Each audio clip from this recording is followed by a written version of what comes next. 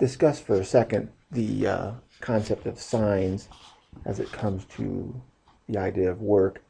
du is defined as f net dot dr. And in the little red wagon case, we had a force up and to the right and a displacement to the right.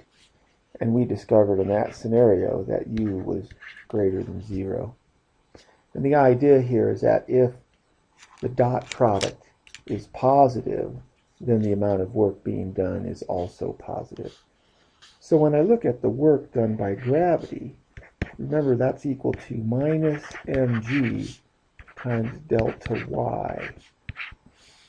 So there's a negative sign in here, so we have to contemplate what's the direction of the sign for delta y. Is it positive or is it negative? Well, if an object goes from a low altitude to a higher altitude, then y2 minus y1 is a positive number.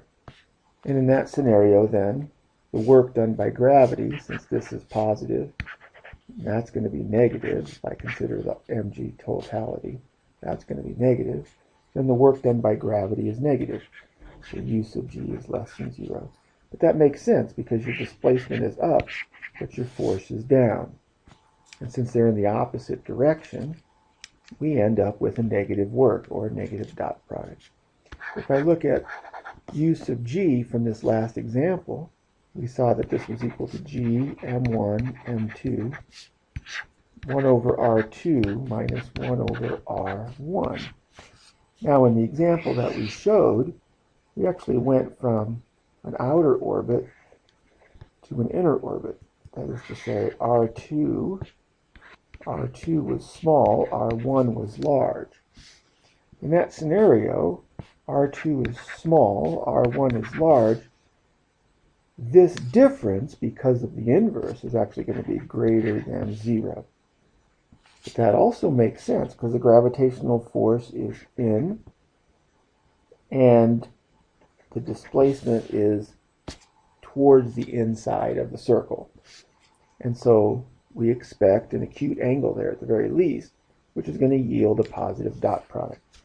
And so that's going to be a positive number. So look for, as you're looking at signs, look for the direction of the force and the direction of the displacement. If the force and displacement are partially in the same direction, that is, the angle between them is less than 90 degrees, the work done will be positive. If the force and displacement create an acute angle, 0 to 90 degrees, work is positive.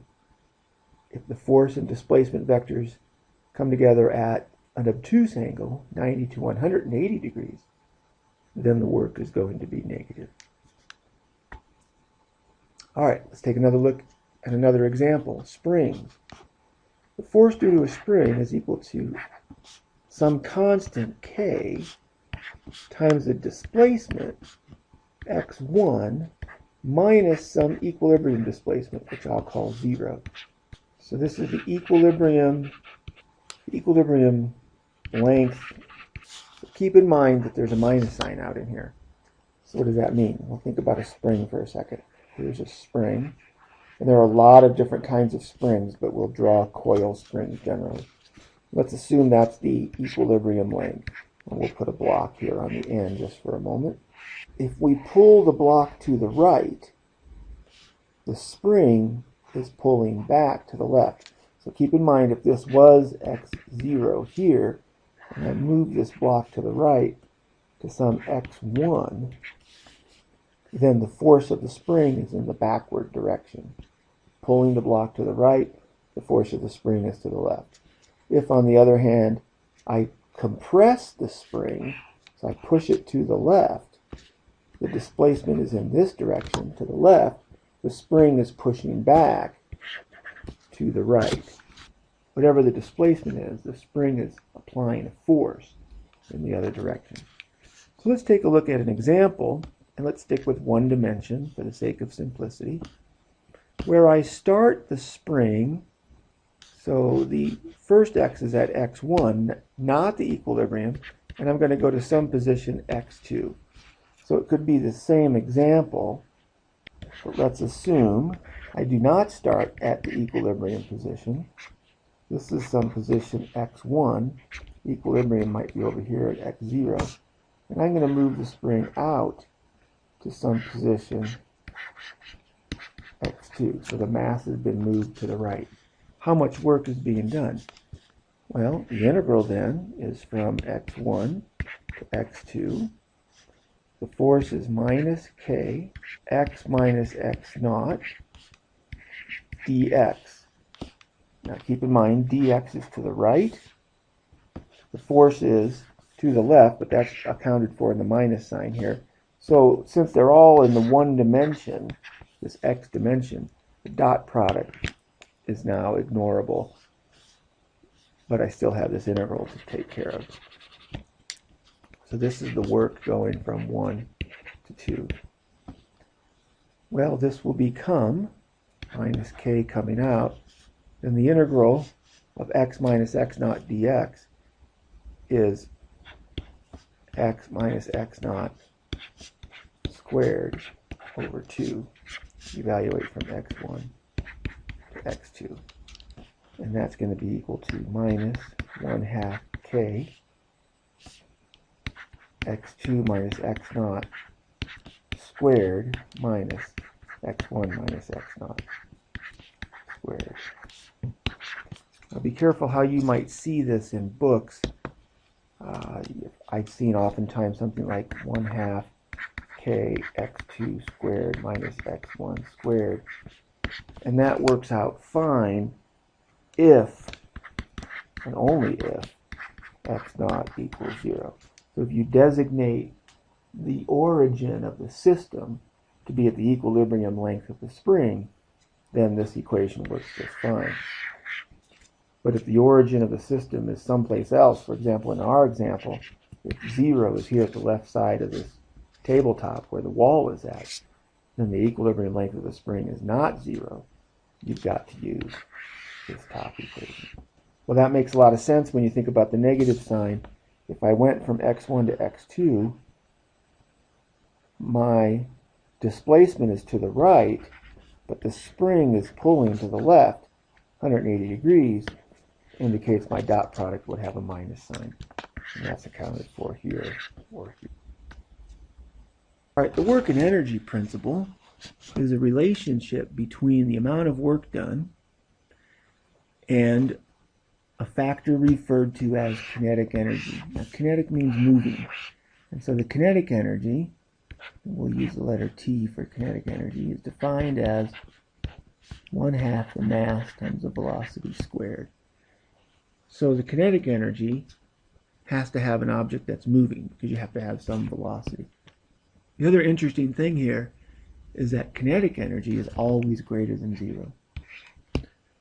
But notice the right-hand side of this equal sign isn't kinetic energy, let's say. It's the change in kinetic energy. So the kinetic energy at position 2, the kinetic energy at position 1. The amount of work done can be negative. The change in kinetic energy can be negative. What does that mean?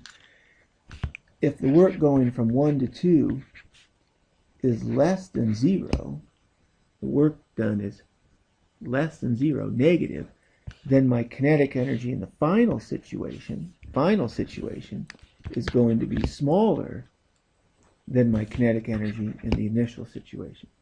What does that mean? It means I'm slowing down. My velocity could still be positive or negative. That's not it, because keep in mind it's squared. But the speed, velocity squared, is an indicator of speed. The speed is decreasing. So if the work is negative, then the object slows down. If the work is positive, V2 is larger than V1, magnitude of V2 is larger than magnitude of V1, and the work is positive, the object is speeding up. The other thing to keep in mind is, this is an integral over here, and one of the things that we're going to look at in just a moment is the fact that an integral is an area underneath a curve. And we want to keep that relationship in mind. So we can determine a lot about the change in kinetic energy by looking at the area underneath the curve. The second line, all I've done is I've taken the minus 1/2 mv squared And I brought it to the left-hand side of the equation. What this says is that the initial kinetic energy plus any work done will yield the final kinetic energy. This is very important. The work done is the change in kinetic energy. So this integral could just be as ugly as nobody's business. Virtually impossible to figure out what that evaluates as far as doing your calculus goes. But if I know the initial kinetic energy and the final kinetic energy, I know the numeric value for that integral. It's very common in questions. Keep an eye out for the kinetic energy because it will tell you a lot about how much work is being done or has been done. So here's a good example. Give you a second to read through that. But what you'll notice is we have a graph. So the mass of my object is 5 kilograms, and there's a force defined right here acting on that object. What's the velocity at 7 meters? I know the velocity at the very beginning when s is equal to 0 meters. Okay, displacement is in this direction. Position of 0. The velocity is 5 meters per second. So the initial kinetic energy, T1, is 1/2, 5 kilograms, 5 meters per second, quantity squared, which is 125 over 2, so 62.5 Newton meters. By the way, let me take a moment here just to mention the Newton meter, which is our metric version for work or energy, kinetic energy in this case, is often referred to as a joule, named after a famous physicist named Joule. So the initial kinetic energy is 62.5 joules. Here's position equal to 7. How do I find the amount of kinetic energy or the velocity at 7 meters? Well, the idea here is that 62.5 joules, my initial kinetic energy, plus the work done, which is the integral of F dot ds, that's going to equal the final kinetic energy. And so to find the integral of F dot ds, I need to find the area underneath the curve. Well, this area is just a rectangle. 6 newtons is the height, 3 meters is the base. 6 newtons times 3 meters equals 18 Newton meters, or 18 joules. Segment, if you will, is here. That's a triangle. The area is 1/2 base, which is 1 meter, times height, which is 6 meters. So that's 3 joules. And finally, the last segment is here, and that's a triangle again. 1/2 the base, 1, 2, 3 meters. The height here is between -8 and -10 newtons. Call that -9 newtons. And we get -27 over 2, which is -13.5 joules. So negative makes sense. It's below the horizontal axis, so the area is negative. So the total amount of work done, the integral of F ds, equals 18 joules plus 3 joules minus 13.5 joules, which is 21 minus 13.5, which is 8.5 joules. And so the final kinetic energy is 62.5 joules plus 8.5 joules, which is 71 joules, equals 1/2 5 kilograms times V2 squared. And you can solve that out for V2. So the area under the curve, excellent way to figure out what the work done is by a single force. Let's do another example. Here I've got a rocket of mass m fired vertically from the surface of the Earth, which means the initial distance from the center of the Earth is r sub e, the radius of the Earth. We'll assume no mass is lost, so there's no change in mass of the rocket. And we're interested in the amount of work it takes to reach a final destination of r2 equal to infinity. So the work done by gravity equals g m1, which would be the mass of the Earth, times m2, which is the mass of the rocket, times 1 over r2, which is infinity, minus 1 over r1, which is the radius of the Earth. And so what you can see here is that I get g, m of the Earth, m of the rocket, all divided by, keep in mind 1 over infinity is 0, all divided by r of the Earth, and that's negative. So this is the work done by gravity in moving from the surface to some infinite distance away. Therefore, the work that we must do against gravity is going to be the opposite of that. So the work done by the rocket is g, mass of the Earth, mass of the rocket, over radius of the Earth. Think about it for a second.